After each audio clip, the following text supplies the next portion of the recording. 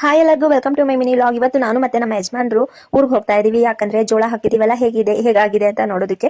ನಾವು weekly once ಆದ್ರೂ ಹೋಗಿ ನೋಡ್ಕೊಂಡ್ ಬರ್ತಾ ಇರ್ತೀವಿ. ಯಾಕಂದ್ರೆ ಡೈಲಿ ನೋಡೋದಕ್ಕಾಗಲ್ಲ ಅಲ್ವಾ, ನಮ್ಮ ಯಜಮಾನ್ರಿಗೆ ಡ್ಯೂಟಿ ಇರುತ್ತೆ. ಸೊ ರಜಾ ಹಾಕ್ಬಿಟ್ಟು ಡೈಲಿ ಹೋಗೋದಕ್ಕಾಗಲ್ಲ, ಹಾಗಾಗಿ ಸಂಡೇನೆ ಹೋಗ್ತೀವಿ.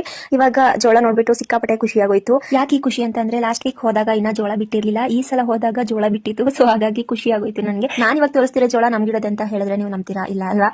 ಪಕ್ಕದ ಹೊಲದಲ್ಲಿ ಹಸುಗೆ ಅಂತ ಕಡ್ಡಿ ಹಾಕಿದ್ರು, ಜೋಳದ ಕಡ್ಡಿ. ಅದ್ರಲ್ಲಿ ಬಿಟ್ಟಿದ್ದು ನಮ್ಮ ಯಜಮಾನ್ರು ತಿನ್ನು ಅಂತ ಕೊಟ್ರು, ಸ್ವೀಟ್ ಆಗಿತ್ತು ಅಂತ. ಇವಾಗ ಅಲ್ಲಿಂದ ನಾವು ಹೊಗೆ ಸೊಪ್ಪು ಬೇಯಿಸ್ತಾರಲ್ಲ, ಅದನ್ನ ನೋಡಿರ್ಲಿಲ್ಲ ನಾನು ಹೇಗ್ ಬೇಯಿಸ್ತಾರೆ ಅಂತ.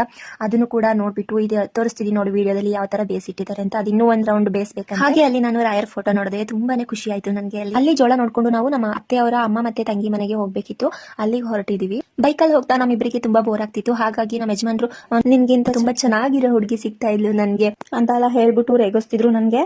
ಬಟ್ ಅವರು ಈ ತರ ಎಲ್ಲ ಹೇಳಿದ್ದು ಸೀರಿಯಸ್ ಆಗಲ್ಲ, ನನ್ಗೆ ರೇಗ್ಸೋಕೋಸ್ಕರ ಈ ತರ ಹೇಳಿದ್ದು. ನಾನು ಕೂಡ ಅದನ್ನ ಸೀರಿಯಸ್ ಆಗಿ ತಗೊಳಕ್ ಹೋಗಲ್ಲ. ಮತ್ತೆ ನಮ್ಮಿಬ್ಬರಿಗೂ ತುಂಬಾ ಬೋರ್ ಆಗ್ತಿತ್ತಲ್ವಾ ಬೈಕಲ್ಲಿ ಇಬ್ಬರೇ ಹೋಗೋದಕ್ಕೆ. ಹಾಗಾಗಿ ನಾವು ಚೈಲ್ಡ್ಹುಡ್ ಸ್ಟೋರಿಗಳನ್ನ ನೆನ್ಪು ಮಾಡ್ಕೊಳ್ತಾ ಇದ್ವಿ. ಅಷ್ಟರಲ್ಲಿ ನಮ್ಮ ಚಿಕ್ಕತ್ತೆ ಮನೆ ಬಂದೇ ಬಿಡ್ತು. ಅಲ್ಲಿಗೆ ಹೋದ್ವಿ. ಅಲ್ಲಿ ನಮ್ಮ ಚಿಕ್ಕತ್ತೆ ಹಾಲ್ನ ಕಾಯಿಸ್ಕೊಟ್ರು. ಹಾಲು ಕುಡ್ಬಿಟ್ಟು ಅಲ್ಲಿಂದ ನಾವು ನಮ್ಮ ಅತ್ತೆಯವರ ತಮ್ಮನ ಮನೆಗೆ ಹೊರಟಿದೀವಿ. ಅಲ್ಲಿಂದ ಒಂದ್ ಸ್ವಲ್ಪ ದೂರ ಅಷ್ಟೇನೆ. ಅಜ್ಜಿ ಮತ್ತೆ ಮೊಮ್ಮಗ ನೋಡಿ ಎಷ್ಟು ಡೀಪ್ ಆಗಿ ಡಿಸ್ಕಷನ್ ಮಾಡ್ತಿದ್ದಾರೆ ಅಂತ. ಅಜ್ಜಿ ಮರದಲ್ಲಿ ಜಾಸ್ತಿ ಸಿಬೇಕಾಯಿ ಇದೆ, ಕಿತ್ಕೊ ಹೋಗಿ ಅಂತ ಅಂದ್ರಂತೆ. ನಾವು ಇದನ್ನ ಪೇರ್ಲೆಕಾಯಿ ಅಂತ ಹೇಳ್ತೀವಿ.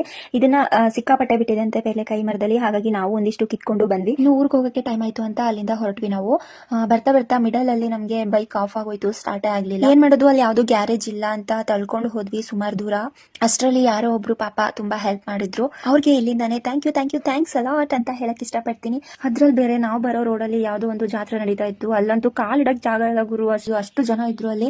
ಅಲ್ಲಿಂದ ಹೇಗೋ ಬಂದ್ವಿ. ಅಲ್ಲಿ ಪುಣ್ಯಕ್ಕೆ ಒಂದ್ ಗ್ಯಾರೇಜ್ ಸಿಕ್ತು.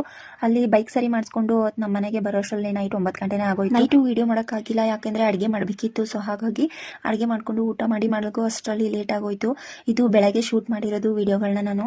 ಅಲ್ಲಿಂದ ಏನ್ ಕೊಟ್ಟು ಕಳಿಸಿದ್ರು ಊರಿಂದ ಅಂತ, ಹಾಲು ಮತ್ತೆ ಮಾವಿನ ಹಣ್ಣು, ಇದು ಸೀಬೆಕಾಯಿ ಮತ್ತೆ ನಮ್ಮ ಚಿಕ್ಕತ್ತೆ ಅವರು ಬೆಣ್ಣೆ ಮತ್ತೆ ಮೊಸರು ಅಷ್ಟೆಲ್ಲ ಕೊಟ್ಟು ಕಳಿಸಿದ್ರು.